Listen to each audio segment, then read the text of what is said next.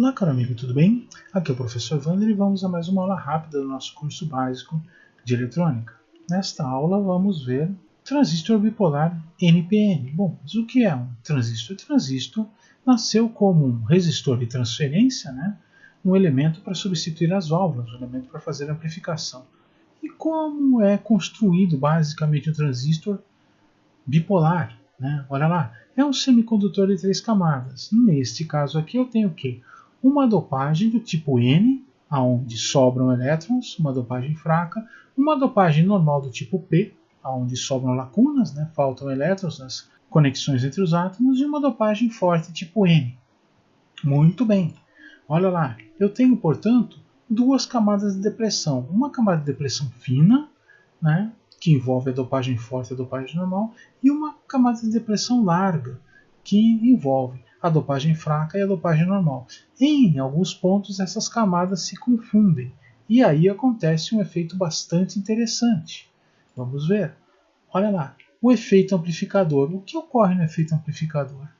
Quando eu injeto uma pequena corrente no substrato P aqui, uma pequena quantidade de corrente, eu consigo comandar, eu consigo que seja liberada uma grande quantidade de corrente neste sentido aqui, entre os dois substratos N passando pelo substrato P. Porém, não é só liberar, não é só permitir uma passagem de grande corrente. É também que há uma região de proporcionalidade, onde eu consigo ter uma relação entre a corrente que é injetada aqui e a corrente que é controlada aqui.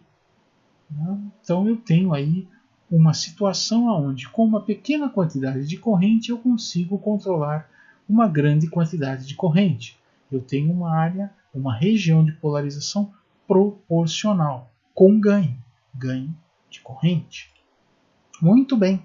Então, como eu trabalharia com um transistor deste tipo, que é um transistor NPN?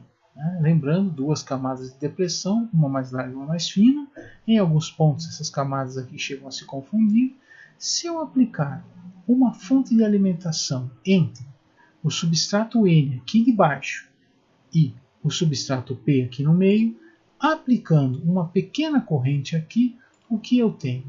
Se eu tiver uma outra fonte, eu estou aqui, mas aqui continua o circuito. Se tiver uma outra fonte de tensão alimentando o meu transistor do substrato N de cima até o substrato N de baixo, esta pequena corrente aqui me gera uma grande corrente aqui. E aí eu tenho o meu efeito de amplificação.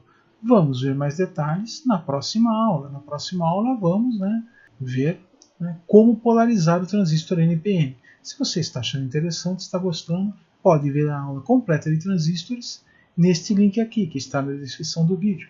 Aqui é o professor Wander se despedindo. Tchau, tchau.